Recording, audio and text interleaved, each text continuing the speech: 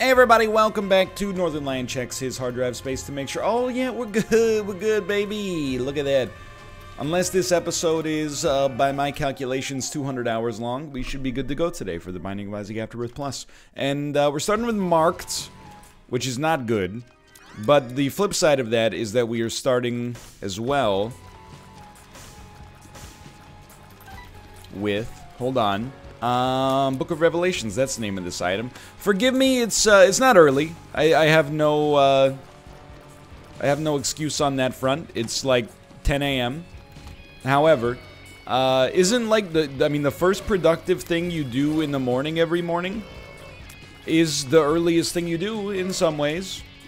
Yeah, by the way, does it ever, like, dawn on you how insane it is that, you know, for the majority of the working population, like, the first thing they do in the morning that requires, like, any focus or attention at all is pilot a 2,000-pound steel bullet down a concrete highway, like, zipping 6 feet at most from other 2,000-pound bullets. It's crazy.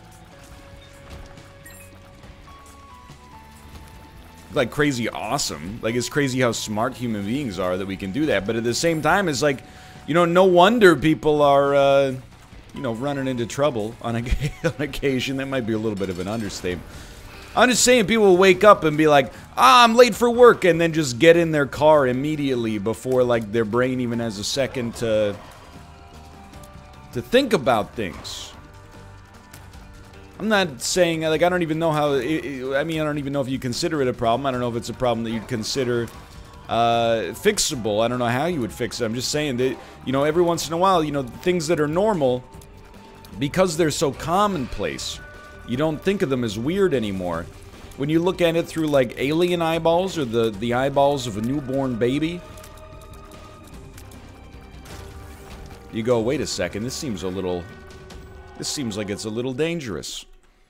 You know, like, you have to be 16 years old just to learn how to drive in the first place. Well, you know, kind of. You have to be 16 to legally be able to have your learner's permit in, yeah, at least North America. And then, even then, you're like, well, in West Virginia, you can get it at 14. Look, I don't... that's not for me, you know? I don't know the legislation of West Virginia. Blue Ridge Mountains, Shenandoah River, etc., etc. I just don't know. However, what was I saying? I mean, like, I felt at 16, like, I was unwise. Let's be very clear about that. I had no life experience in essentially any, you know, appreciable avenue whatsoever. But on the flip side, my actual, like, the faculties of my brain were as sharp as they would ever be for the remainder of my life, unless we get some kind of, like, late career surge, right? Like, if you asked me to multiply 2 3-digit numbers in my head, I would take, like, 15 seconds, but I would come up with the right answer. Now, if you were like, hey, what's, you know, 217 multiplied by 492? I'm like, in my head, I derive, I'm almost like my brain's manager. Like, I derive a game plan for what it would take to solve that conundrum, and then I go, it's not worth it. I'm not saying that it's even that useful to be able to do that in your head. I'm just saying, you know, the fact that I could do it when I was younger is a testament to how far I've fallen, or how much other stuff I have occupying my brain now. I got higher level managerial decisions occupying my brain, I suppose.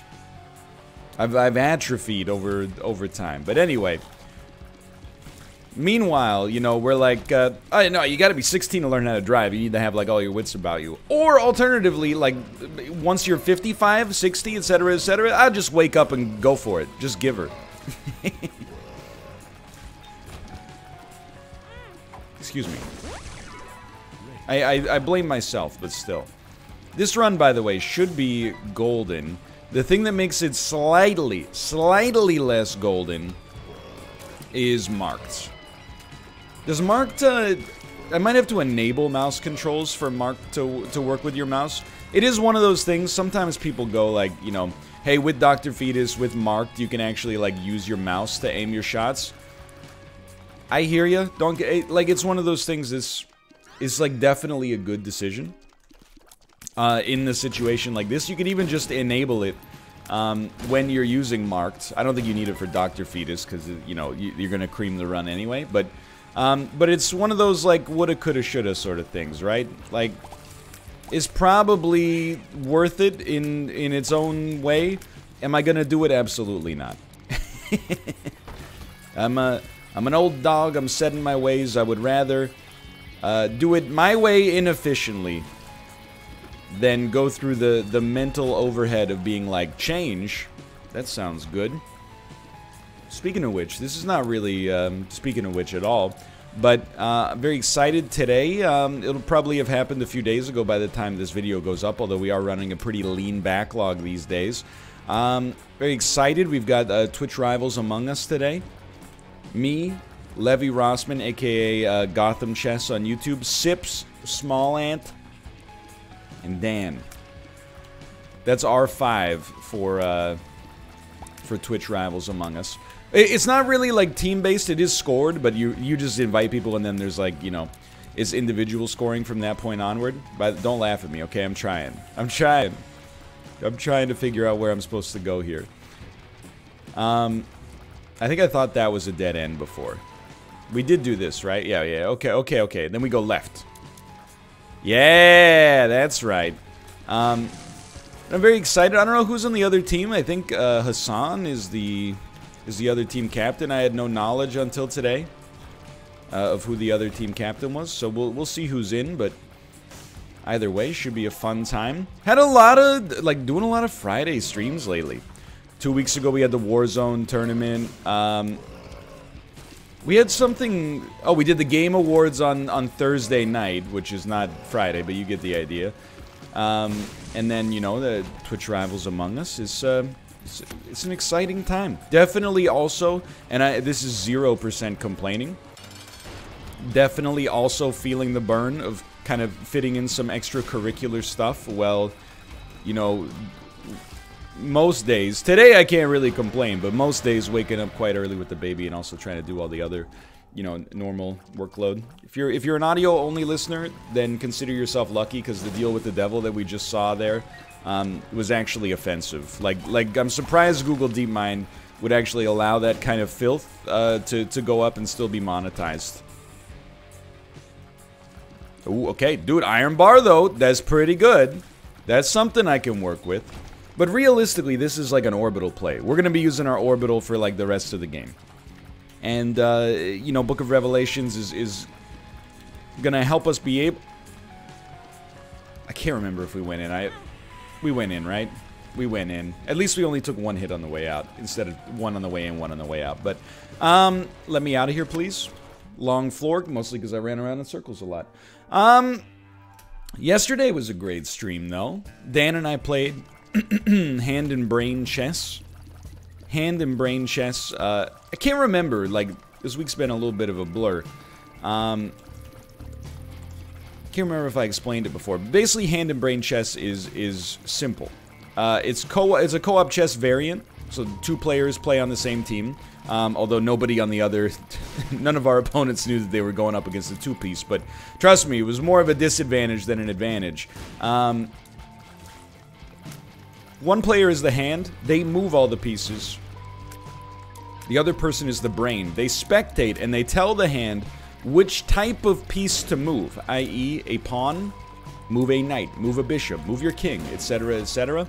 And the hand, without actually having had it communicated what the ideal move is or what they feel like the plan should be, just has to derive it for themselves and come up with their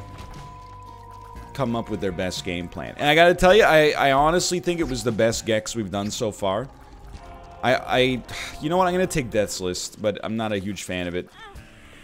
Why am I taking it? Because I think with an orbital we can be maybe a little bit more surgical. And it does give us deal with the devil precedent. I kind of want the nickel, but I'm not willing to risk screwing it up. Golden Bomb's very nice. The Gauze, very nice. Obviously, we're pretty stoked to get the Eternal Heart. 2 golden chests that explode in a fountain of loot, also pretty nice. Okay, that was pretty sweet. You know, I'm not gonna spoil anything, but it was a really good Gex. Had a fun time, some very memeable moments, some great moments as well, like some moments of triumph, but and some moments of tragedy as well. It was good. Probably next week we'll do Spelunky 2 co-op. Like, it's been a really good week for like little stuff in games, like Hand and Brain Chess. We didn't invent it, but it's our first time playing it. Spelunky 2 online multiplayer came out like on Monday for PC, didn't work, and then they patched it, and now it works like a charm. Very exciting. So we'll probably do that for Gex next week. Okay, just...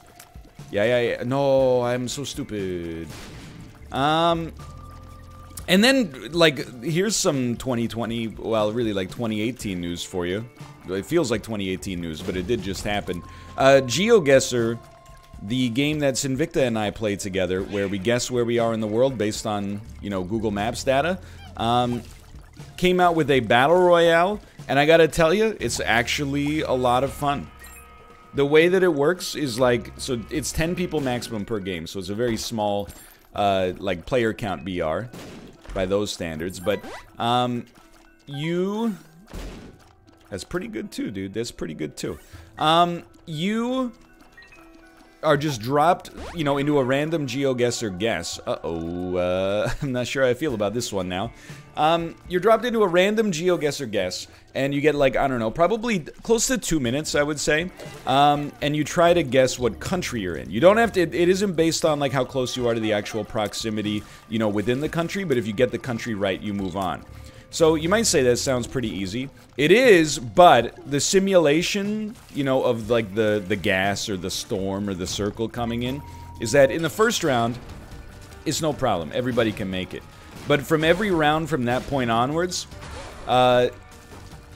only N-1 players can make it on. So minimum 1 player gets eliminated from every subsequent round. It could either be the last person to guess, or if one person doesn't guess correctly, you get 3 hearts per level, basically 3 HP. Every time you guess a country wrong, you lose 1, but it gets replenished every round. So there's 2 ways to be eliminated. You could be correct but too slow, or you could be incorrect 3 times, in which case you essentially just get eliminated. There are edge cases. I'm not going to get into them because it, you know, is beyond the scope of this, but it's a lot of fun. It continues to highlight, at least by my standards, it continues to highlight my hypothesis from, like, the year 2017, where I said that I like battle royales, and I do understand that people are tired of them. But at the same time, I look to battle royales less like... That's pretty interesting, actually. For a run in which we're going to be accidentally walking into enemies a lot, this is probably pretty good, actually. But... I look to battle royales less as like, oh, I love, like, you know, picking up loot and shooting, you know? And I look at it much more as if, like, I just like the format that's almost like a last man standing tournament sort of format. So I think that it's, I think it's really cool. I think it's a positive for the game. You know, probably at the end of the day ends up being more like a gimmick than anything else, but... I think it's actually like, you know, in the same way, and I hate to bring it back to chess, but I love to watch you leave. But I hate to bring it back to chess, but, you know, in the same way that, like, chess is a game, and then there's also bullet chess, which is, like, the rules of chess, but let's be honest, like, there's a different skill set at play, you know? You're moving the pieces the same way you move them in chess. But it's much more about clock management, you know, not spending too much time on, you know, more than 1 or 2 seconds on any given move unless it's going to really do disproportionate value for you, stuff like that. I kind of see it like that, like when you're sick of, like, you're tangentially interested in playing a little GeoGuessr, but you don't want to spend, you know, 5 minutes per guess trying to figure out the exact spot you're at on the map, then you can give yourself a little break with a little bit of the battle royale. And it's just a little, you know, jolt of excitement into the game as well. So, very positive stuff there. I guess this is a gaming episode.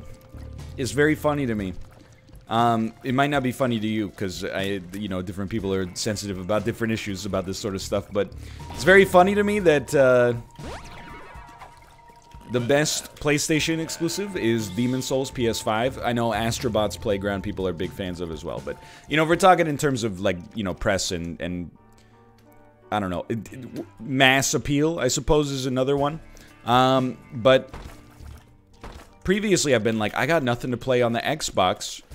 There's no exclusives on it yet because of the dang Halo delay.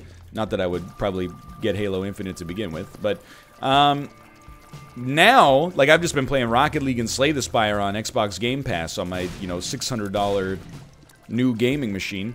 Now, Cyberpunk, an Xbox exclusive. Now that Sony has, I guess it's not exclusive, but, oh no, it is, right? Because Sony took it off of their online store due to the controversy surrounding, like, the state of the game on last-gen consoles and refunds and stuff like that. Now, I'm not saying, like, haha, Cyberpunk gamers, look at you, get pwned, nerds. I'm just saying, like, the best laid plans of mice and men. Even I said I expect Cyberpunk to come out, get in the low to mid 90s, and be lauded as one of the best games ever made. Ever made? Brain? Now, I will say on PC, is getting good reviews. We'll say high 80s instead of low 90s. Nothing to be ashamed of, but on consoles is actually getting, like, shellacked. At least on last-gen consoles, so I can't speak. I don't even know if it's on the current-gen consoles yet, now that I think about it. So the whole bit kind of, like, doesn't make any sense, but just goes to show you, man, like, you never know. You just never know. Seemed like such a safe bet, and then all of a sudden, what happened? Okay. I'm having a little trouble placing the bombs in the right spot. That I will admit. I also admit we got a little framiness here. I'm just gonna close out of some stuff. You know it's Photoshop. How many tabs do I have open in Google Chrome right now? I could close 2 of those tabs in Google Chrome. I have an outstanding Discord message. I can at least purge that notification. Should be a fun time. Anyway, this run, like, I don't want to call it a snooze, because it's not really what I mean. But I think it's pretty clear that this one is going to be a win. And probably, I mean, it's one of those wins that's sort of fun for me, but I don't think it's fun for for everybody watching. I didn't mean to hit that, actually. By which I just mean to say that, we're going to be walking into enemies a lot, and it's really going to appear from, I think, most perspectives like I'm playing, like, complete garbage. But really, it's kind of more of the situation that, like, we already know everything's going to be fine just due to our setup here, especially with 9 gold. So we're trying to set up that cool shop there. That hurt. In order to be in a position where we can use Black Rune to get statistical advantages out of more than one item. We're already gonna get Jar of Flies. We really, like, it's an easy choice for us. We can't get rid of Book of Revelations and still maintain our win condition. So we're just gonna, hold Book of Revelations and, like, literally all other items that appear. If we get a chance to suck them up, then we're gonna suck them up. So actually be one of the very rare times in the game where I would be insanely stoked. I mean, not insanely stoked. I wouldn't be like, oh my god! Is that Palpatine's voice? But I would be happy to get Pageant Boy, which obviously did not happen. Just drop this in here. Either way, we know we're getting a level 3 Meat Boy. Level 4 doesn't really matter. I mean, if anything, it actually kind of sucks that we're losing our level 2 Meat Boy, which is a good orbital. We could, I suppose, just not pick up level 3. Would we feel salty if we didn't get level 4? I don't think so. I feel like I would be totally fine with that, quite frankly. I feel like so I've long been of the opinion level 1 Meat Boy is great. Level 2 is not worse than level 1, but it's not, like, markedly better, I think. And then, like, the reason you took level 2 was because level 3 is that upgrade on the horizon. I actually am now starting to come to the real Galaxy Brain opinion, finally, after 20 years of playing this game, that level 2 Meat Boy is actually the strongest, because it's preserving your orbital factor, which is like the most... Actually, like, when you first start playing Isaac, you're like a little pea brain, no offense. What's your favorite item in the game? I like HP. After that, I like damage. After that, people are like, I like brimstone and mom's knife. That's kind of where I was at for like years, I guess. And then following that, this is where I'm at. Whereas like the brain is at such enormous levels, it's like the size of the entire universe. Orbitals are the best item in the game. That's where I'm at right now. And I firmly believe it, and you can be mad. Doesn't bother me. Okay, like, Algis? That's Awaz, brother. I don't. Oh, never mind. Maybe it's okay. Oh, baby. Not the best timing, but still pretty cool. And wait, I'm looking at this and I'm like, hold on, this is a ripoff. All these items are garbage. But the money. Garbage is the strong verbiage, but we're just gonna blow up both of these guys, perhaps one at a time, because it's hard to place the bombs with marked, especially when you're not paying any attention to them at all. But we really want to use as much money as possible on our shop moving forward, because that's going to be where we can get some sauce on this. You know what I mean? Yeah, there we go. There we go. Use your brain. The shop with the Black Rune is going to pay more dividends, is what I'm trying to get at. We are going to keep like being just probably you'd consider it too aggressive on this Demon Judgment, but yeah, you knew something like this could happen. And I hate to say it, but we might as well, especially with Gimpy. Alright, now, you know what? In that case, why don't we kick this over? Oh, baby. Why don't we kick this over? And it could probably be argued we spent a little too much time here. I mean, it is Flooded Caves 2, and we're 20 minutes into the run. But it's been a fun one. I think we're keeping the pace going. It's fast. It's frenetic. It's a good time. Can I tell you, like, you know, I've been doing these, like, and by doing, I mean, like, prognosticating the existence of beat match possibilities on mashups, like, you know, your own personal Toxic Jesus, which a lot of people have been remixing this week. I take 0 credit, by the way. Oh, that's pretty sick. I take 0 credit for the quality of those mashups. Literally, just dumb stuff pops into my head sometimes, and I go, yeah, let's send it.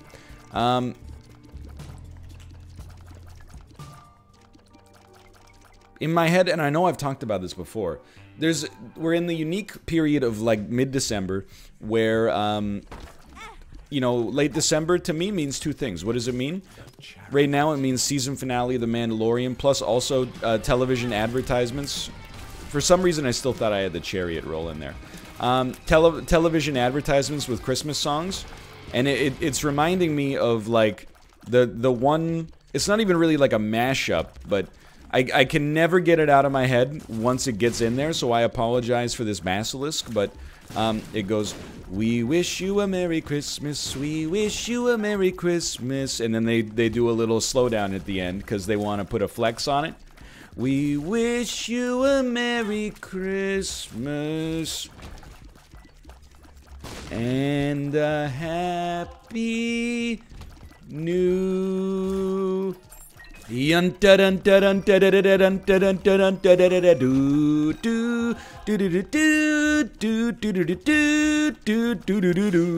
I can't. Sorry, Disney. I apologize, by the way, but you can't. It's not pitch matched. That's my own composition. I downshifted it to a minor key inconsistently. I applied my own encryption algorithm on the pitch. It's proprietary. Your software infringement not detected. I just, for some reason, I don't know if, like, I don't possess the musical theory know-how to know whether they're, like, written in the same key or something like that, or if they have some sort of unique cosmic resonance, but the Star Wars theme song really seems to fit super nicely after We Wish You a Merry Christmas. By the way, I think that if you could get that to, if you were a DJ and you're doing, like, office Christmas parties, probably not this year for obvious reasons, although that would be a uniquely awkward event if you were like an office party DJ and you did like a Zoom set, but anyway. Imagine. There's a fun joke in there somewhere. Regardless, if you're at office Christmas parties maybe next year, hopefully next year, try that. If you're working at like a software company, you're doing a gig at a software company, I'm promising you that one's gonna be, people are gonna come up to you and be like, whoa, that's amazing. Because it is. And then you'll say, thanks, I didn't invent it, all credit goes to this YouTuber. Neither of the composers, no, neither of the composers of the songs, nor the person who actually did the labor to put it together. Just me, whose brain subconsciously came up with the idea. Okay, so I said I wasn't going to pick that up. I lied. That's my mistake. We'll just do a little backtracking here, if you don't mind. I'm telling you. So you're going to say, NL, why'd you walk into the fire? Can I tell you? Wasn't paying attention. I do want to say, in terms of like the lowest yield deal with the devil items I've ever picked up, I mean we got to be talking about the relative ineffectiveness of Death's List for me right now, especially now that I no longer possess an orbital. Marked is, you know, at the best of times is kind of a little tricky to shoot what you want to shoot. Can't believe we haven't found our item. Why is this, like, this run should not be so slow. I'm not complaining, like, it just goes to show you, like, I always complain that, oh, dude, we don't have marked anymore. Okay, that's beautiful. I always complain that, like, slow runs are bad, because the only reason a run would be slow is if you don't have damage, and if you don't have damage, you're just not having any fun. This is, like, the exception. I wouldn't even say it proves the rule. This is just the exception. This is like a very fun run that just so happens to be a little bit on the slow side. What do we got going on this weekend? Very little. It will be like kind of a busy Saturday, especially in COVID terms, but our dentist's office, or, I mean, I don't know why I said our dentist's office is having us. We're going for our routine teeth cleaning. And I really like... It makes me feel good about our level of responsibility as adults. Because I'm here to tell you, like, when you have a newborn, you really, it's not an excuse. You have so much going on that, like, every, like, 5-minute interval that you can find for yourself. Speaking of which, excuse me. Okay, I'm back. So yeah, as I was saying before, I was so rudely interrupted by that product on Amazon that I ordered. We're gonna get Death's List to work, Poggy. Worth it. As I was saying before, I was so rudely interrupted myself. Every second that you can get benefits you. And again, I'm not complaining. I'm not asking for sympathy like, oh, you wouldn't understand. Oh, you wouldn't get what it's like to be busy until you have a kid. Like, you know... We made this decision knowing that that was in the cards. It's not, you know, this is not a, let's not go too much into detail, but it's not like an immaculate conception situation where I imagine, you know, they probably woke up one day and were like, what? We gotta raise the son of God? That's crazy. I didn't sign up for this. Anyway, I signed up for it. Regardless. High five. Anyway. Gross. What was I saying? Oh, yeah. Every minute is precious. That's what I was trying to say. Every minute is, that you can eke out, not just for yourself, but even just to accomplish, like, you know, you take on a certain almost like errand and chore debt, I think, when you have a newborn. We've done a really good job, mostly because Kate is, like, a super mom and a super wife who... after taking care of the baby for like most of the day while I play video games, admittedly for work, but still, is like, you know, hey, I'm gonna do the dishes, I'm gonna vacuum. I don't think we want both technologies, believe it or not. And then, like, I don't want to suggest that I do the bulk of the work, because that's not the case at all. Whatever, let's take it.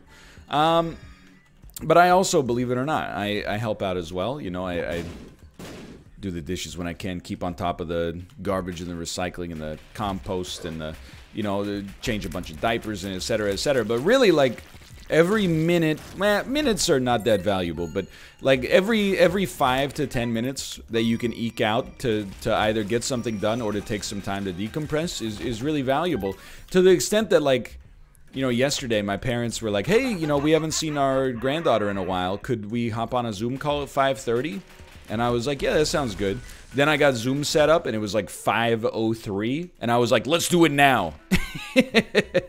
I can't afford to sit around here for 27 minutes just twiddling my thumbs. Like, let's get this out of the way, and then we'll start to work on dinner, and then we'll put the dishes from dinner in the dishwasher after emptying the dishwasher from last night, and then the baby's got to take a bath. We're going to start running the bath water for the baby, and, you know, you get the idea. You got all these emails to respond to. We got to sign this form. We got the doctor wants us to do this. You know, it's, again, it's real life. It's not like it's unique to us. It's, you know, everybody has some extent to that going on in their life, but I'm very proud of us for still taking care of ourselves as well, you know? To still, like, you know, go to the dentist's office. And I know you're like, well, it's not really taking care of yourself, it's in the middle of a pandemic. You know, yes, okay, there is an element there, but, you know, we're not going out to the bar. We're not like, sorry, sweetheart, it's for our mental health. You know, we're like, you know, you gotta maintain some semblance of dental care as well.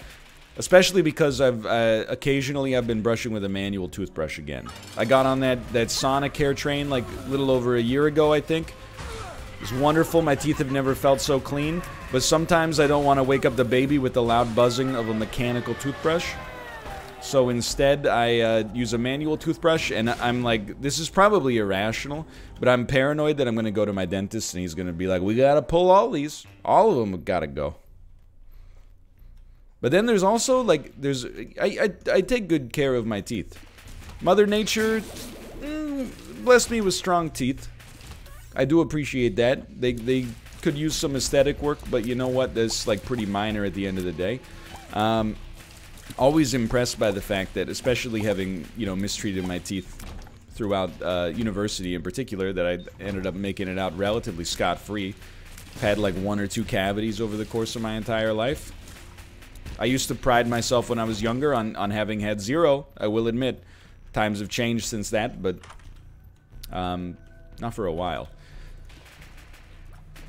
That being said, there is a part of me that is like, you know, if you got... I wouldn't ask him to pull them.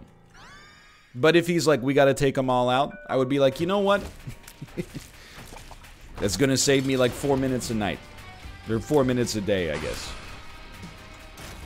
I will always advocate, and I've been in arguments about this with my chat before, and, you know, obviously, like, some degree of it, this is amazing, by the way, some degree of it is definitely just, you know, people trolling, but I say this just in case there are people listening that, you know, if they treat me like an influencer. I try to shirk the idea that you should be influenced by me, but on the other hand, I also think that's kind of like an overly convenient way to feel about things, you know? I think instead I should embrace the fact that some people, inevitably, if you soak up enough of my content, you're going to be influenced by me in the positive or the negative, so let's try to make it as positive as possible, because I've probably already got you talking like a weirdo nerd who's like, well, I'd prefer to get back at the meat of the issue instead of the semantics. So, well, technically I would say that it's a hamburger without a bun. I might describe it more as a beef taco salad, for example. You know, a deconstructed Cobb. Anyway, if, you know, I'm not the master of hygiene, but I'm gonna tell you that occasionally we've gotten into the discussion with my chat about the frequency that you should brush your teeth. It's not a divisive issue, but for some reason on the internet it's a divisive issue. In my opinion, you should brush your teeth minimum twice a day, okay? And I'm not a dentist. In fact, you should probably, from what I've heard, brush them 3 times a day. Morning, when you wake up, just before bed, or maybe just after dinner if you're not going to eat anything else for the rest of the night. And then also after you eat your lunch. You know, just I don't necessarily think it's the more the merrier. Like, I think you could get some diminishing returns. Maybe you start to damage your gums by brushing so much. But 2 to 3 times for sure. 1 is not enough, okay? People are noticing. They're going to comment. They might not say it to you, but they're gonna comment. I promise you that. The other thing is, very occasionally, and, you know, statistically speaking, I'm sure there's like at least one person watching this video that falls into this category. There are people that they will say in Twitch chat, I brush my teeth once a week, or I brush my teeth once a month, or maybe like never. And inevitably, the conversation is like, do you have teeth problems? And they're like, nah, they hurt sometimes, but like, what does your dentist say? I haven't been to one in a decade, right? So like, I'm here to tell you, whatever value you think you're getting out of not brushing your teeth, like saving less than $20 a year on toothpaste and like two toothbrushes, that's one of those things that's like you invest in yourself and you're gonna get returns. I would highly recommend it. Not just like your breath will no longer be like a sarlacc pit, a donkey dee, but like, because you don't notice when your breath is bad, like, really at least. Sometimes like Kate will be like, hey, your breath doesn't smell good today, and I'm like, really? Because it feels like it smells like it tastes normal. But and that's with like me maintaining pretty good dental hygiene.